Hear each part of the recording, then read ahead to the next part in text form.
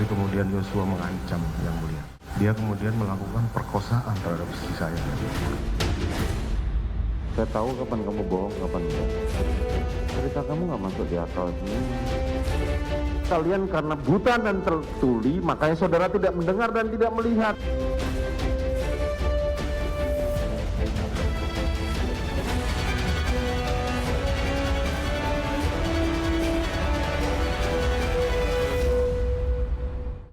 Pemirsa, beredar video yang diduga menampilkan Hakim Pengadilan Negeri Jakarta Selatan Wahyu Iman Santoso membocorkan akan memvonis mati Verdi Sambo.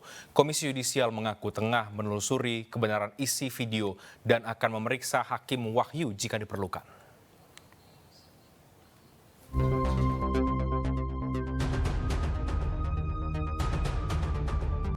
Dua video diduga menampilkan Ketua Majelis Hakim Pengadilan Negeri Jakarta Selatan yang mengadili kasus Verdi Sambo Wahyu Iman Santoso beredar di media sosial. Dalam video ini dinarasikan Hakim Wahyu membocorkan vonis Verdi Sambo kepada Kabareskrim Polri. Wahyu menyebut akan memvonis Verdi Sambo. Bukan, masalahnya dia nggak masuk akal banget dia nembak pakai pistol Joshua, tapi ya nggak apa-apa, sah-sah saja. Saya nggak akan dia terus harus dia ngaku kan, saya bilang. Betul. Mas Wahyu ngomong gitu. Saya tidak butuh pengakuan. Betul.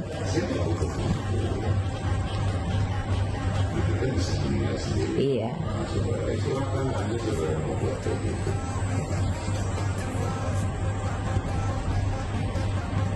Kemarin menurut saya sebenarnya udah gatal aja saya bilang. Dalam video ini ada pula seorang wanita yang tengah berbincang bersama pria diduga Hakim Wahyu. Keduanya juga membahas vonis Sambo. Menanggapi ini, pejabat Humas Pengadilan Negeri Jakarta Selatan Jumanto mengaku belum memastikan kebenaran video. Sementara Hakim Wahyu menolak berkomentar. Pak Hakim, izin soal video TikTok yang menyatakan Bapak itu menyatakan vonis Sambo itu seumur hidup gimana, Pak? Juru bicara Komisi Yudisial Miko Ginting mengaku sudah mendapatkan kedua video dan tengah menelusuri kebenaran isi video. Pihaknya pun akan meminta keterangan Hakim Wahyu Iman Santoso jika dibutuhkan. Kalaupun dibutuhkan, jadi sekali lagi sifatnya kalaupun sangat-sangat dibutuhkan, baru kita kemudian bukan memanggil, bukan memeriksa ya, tapi memintai keterangan terlebih dahulu yang mengenai video ini dan konteksnya, gitu ya, terhadap hakim yang bersangkutan. Jadi ini langkah-langkah yang paling terakhir yang dilakukan oleh Komisi Yudisial atau the last resort ya dari upaya Komisi Yudisial. Nah, sekarang kita sedang melakukan telaah secara internal, dan yang ke depan kita akan juga melibatkan ahli untuk menganalisis video ini secara forensik digital. Gitu. Persidangan kasus pembunuhan Yosua sudah bergulir lebih dari 90 hari. Sidang para terdakwa digelar secara maraton di Pengadilan Negeri Jakarta Selatan. Majelis Hakim juga sudah turun gunung memeriksa TKP rumah Verdi Sambo di Duren 3 Jakarta Selatan. Kini publik menantikan putusan hakim yang seadil-adilnya terhadap kelima terdakwa. Richard Eliezer dalam persidangan menegaskan bekas atasannya Verdi Sambo memerintahkannya dengan kata bunuh bukan hajar. Hal ini berbeda dengan keterangan Sambo yang mengaku hanya menyuruh menghajar Nofriansyah.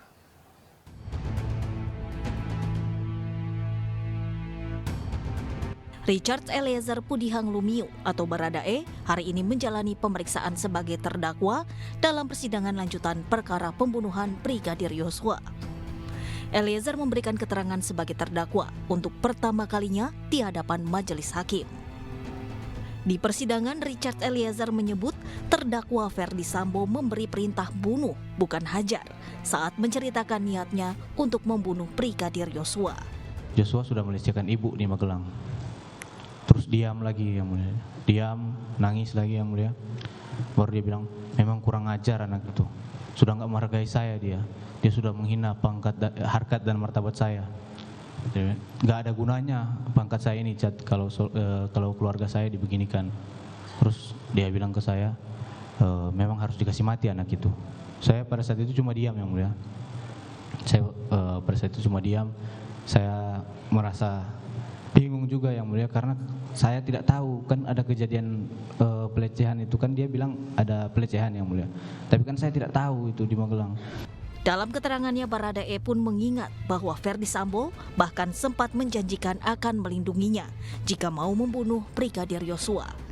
Saat itu, Richard Eliezer mengaku tak bisa menolak perintah Verdi Sambo karena alasan tidak berani. Ya, Richard Eliezer tegas mengatakan bahwa perintah Verdi Sambo terhadap dirinya adalah membunuh Yosua, bukan hajar. Di persidangan, Eliezer mengulang ucapan Sambo kepadanya, nanti kamu yang bunuh Yosua, kalau kamu bunuh saya yang jaga kamu. Bunuh bukan hajar. Bagaimana Eliezer membuktikan kesaksiannya? Saya akan tanyakan langsung ke tim kuasa hukum dari Richard Eliezer. Ada Bung Rory Sagala yang sudah bergabung bersama dengan kami. Selamat malam, Bung Rory, apa kabar? Ya, baik. Malam, Mas Renhard. Ya, Bung Rory, langsung saja pernyataan klien Anda ini konsisten sejak awal ya, bahwa perintahnya adalah bunuh bukan hajar, meskipun berbeda dengan keterangan Sambo dan juga berbeda, tidak ada saksi terdakwa lain yang juga melihat Sambo mengatakan itu. Artinya sudah siap dengan pembuktiannya, seperti apa kemudian tim kuasa hukum menyiapkan dalilnya? Ya, baik, Mas Renhard. Keterangan dari klien kami itu memang konsisten, Mas, ya, dari ketika diperiksa sebagai saksi untuk RR dan KM, kemudian juga diperiksa sebagai saksi untuk FS dan PC, sampai dengan sidang yang tadi ya, diperiksa sebagai terdakwa. Dia tetap konsisten bahwa perintahnya itu memang bukan hajar. Mengenai pembuktian, karena kan proses pembuktian itu sebenarnya sudah selesai, Mas, ya. Saya rasa hakim sudah bisa mengambil kesimpulan di situ ya. Proses ke depan ini kan kita nggak bicara lagi pembuktian, karena sidang ke depan itu agendanya tuntutan. Setelah tuntutan kemudian agendanya pembelaan dari penasihat hukum, replik, kemudian kalau ada duplik, kemudian putusan dari majelis. Jadi saya rasa kalau bicara pembuktian semuanya itu sudah dibuktikan di persidangan, Mas. Dan kita bisa lihat dari majelis hakim ya. Majelis hakim itu kan yang paling punya kewenangan untuk menilai keterangan saksi. Jadi ketika Richard Eliezer diperiksa sebagai saksi, ketua majelis itu berkali-kali memuji keterangan Richard Eliezer bahwa Richard Eliezer lah yang membuka kotak Pandora sehingga perkara ini bisa terbuka. Kemudian berbeda sekali ketika FS atau PC yang diperiksa sebagai saksi, gitu. Begitu juga dengan KM atau RR. Berkali-kali ini kan ketua majelis meragukan ya, seperti kata-kata keterangan saudara tidak masuk akal, keterangan saudara tidak konsisten, keterangan saudara tidak beraturan. Nah, dari situ kan kita bisa lihat, Mas, ya, mana keterangan saksi yang memiliki kualitas pembuktian, mana yang tidak memiliki kualitas pembuktian. Seperti itu, Mas. Oke, Bang Rory, ada argumentasi lain, misalnya selain Anda melihat dari sikap Ketua Majelis Hakim dalam persidangan terkait dengan kesaksian klien Anda untuk sekali lagi meyakinkan hakim bahwa memang kesaksian klien Anda lah yang benar? Iya. Keterangan klien kami ini kan juga memang nggak berdiri sendiri, Mas, ya. Misalnya keterangan klien kami yang katanya berdiri sendiri soal Verdi Sambo juga ikut menembak. Ya. Nah, ini kan sebenarnya berkesesuaian dengan fakta persidangan. Ingat, Mas, ada fakta bahwa ada peluru lain, Mas, ya, di kepala itu yang tidak identik dengan Glock milik dari Richard Eliezer. Nah, kemudian di ruangan itu ada siapa aja? Kan ada Richard, ada FS, ada PC, ada Kuat Ma'ruf, ada Ricky Rizal gitu kan. Nah, di situ yang memegang senjata selain Richard Eliezer siapa? Bahkan FS kan mengaku dia menembak, walaupun dia mengakunya menembak ke tembok, tapi artinya dia mengaku memegang senjata.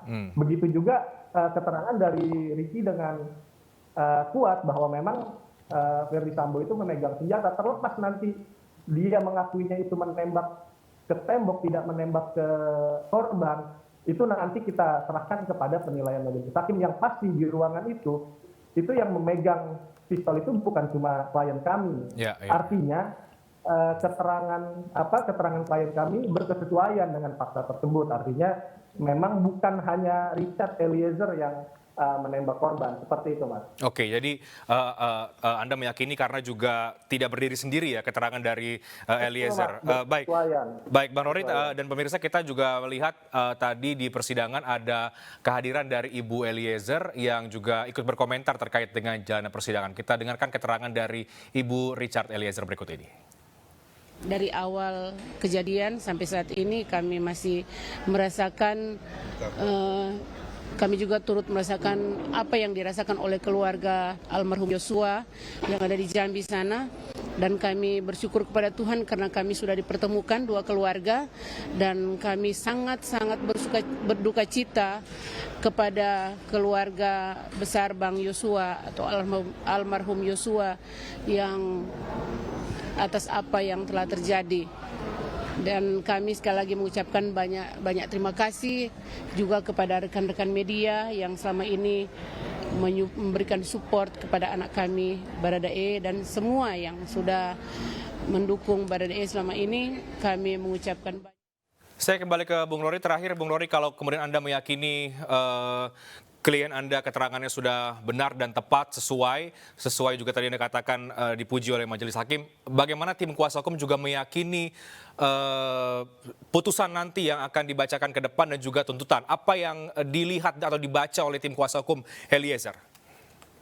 Ya, baik Mas Reinhardt ya. Jadi kalau untuk putusan ya, itu klien kami itu ketika awal-awal persidangan itu di hadapan keluarga korban, kalau nggak salah waktu itu sidang kedua, itu dia menyampaikan bahwa dia siap menerima apapun putusan dari hakim.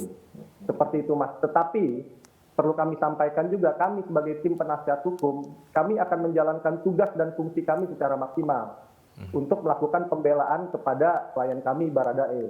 Dalam hal ini kami akan mengajukan perspektif yang menguntungkan. Kita akan mengajukan nanti di dalam pledoi. Dalam hal ini kita fokus tentang penghapusan pidana yang mana telah dijelaskan juga oleh ahli yang telah kita hadirkan sebelumnya di persidangan. Demikian. Oke, jadi strategi terakhir adalah tentu di pembacaan pledoi nanti. Kita akan tunggu seperti apa nanti. Bang Rory Sagala, terima kasih banyak untuk waktu Anda di iNews Prime pada malam hari ini. Ya, pemirsa, Verdi Sambo kembali hadir menjadi saksi dalam sidang lanjutan perkara perintangan penyidikan kasus pembunuhan Brigadir Yosua Huta Barat. Sidang hari ini menghadirkan mantan Karo Paminal Propam Polri Hendra Kurniawan, mantan Kaden Ropaminal Kombes Agus Nurpatria, dan mantan Wakil Kepala Detasemen B Biro Paminal AKBP Arif Rahman Arifin. Agus Nurpatria dan Hendra Kurniawan didakwa merusak CCTV yang membuat terhalanginya penyidikan kasus pembunuhan Yosua Huta Barat. Untuk olah TKP yang saudara undang, yaitu Kanitsakse. Mantan Karo Paminal Div Propam Polri Hendra Kurniawan mengaku dalam sidang perintangan penyidikan hari ini mengakui tidak mengetahui skenario fiktif Verdi Sambo soal penembakan Brigadir Yosua Huta Barat. Hendra merasa dijebak oleh Verdi Sambo soal kronologis pembunuhan Yosua. Ini adanya pembagian tugas, ya, pembagian tugas oleh Verdi Sambo. Seolah-olah nih pembagian tugas ini saksi ini sebagai bagian dari skenarionya Sambo untuk melaksanakan dan mengamankan skenarionya dia, kan begitu? Apa ini? Ya. Ya, itu bukan dari narasi dia, jawaban saksi sendiri. Pertanyaan dalam pembagian tugas itu yang dimaksud oleh jaksa penuntut umum tadi menanyakan ada pembagian tugas. Jadi dibagi tugas demikian rupa, itu kan narasi pertanyaan yang dibangun kan pembagian tugas di situ yang disampaikan. Jadi izin ya. Jadi yang ditanyakan itu kan itu pembagian tugas seperti apa? Iya Pak Santo supaya ini kan ambulan, kemudian Pak Beni amankan saksi dan barang bukti senjata saya.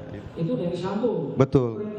Pak Sambo kepada saya, Pak Beni dan Santo di Karpot. Nah, saya kan belum membuat satu pertanyaan. Tadi yang itu pernyataan terlebih dahulu yang ditanyakan oleh jaksa penuntut umum. Jadi jaksa penuntut umum itu membuat satu narasi sedemikian rupa ada pembagian tugas yang dilakukan oleh Verdi Sambo kepada termasuk salah satunya Karo Paminal ini, saksi ini. Yang menjadi pertanyaan adalah apakah Pak Verdi Sambo pernah menceritakan skenario lain selain apa yang disampaikan dan diinformasikan dari Beni Ali kepada saksi? sampai dengan saksi mengetahui pada saat bulan apa yang saksi diperiksa di tim sus? Intinya tidak ada skenario, kita semua kena prank, jangankan saya, Pak Kapolri aja kena, kan itu aja. Jadi semua kena prank semuanya. Tapi kemudian Yosua mengancam Yang Mulia. Dia kemudian melakukan perkosaan terhadap istri saya. Saya tahu kapan kamu bohong, kapan enggak. Cerita kamu nggak masuk di akal ini. Kalian karena buta dan tertuli, makanya saudara tidak mendengar dan tidak melihat.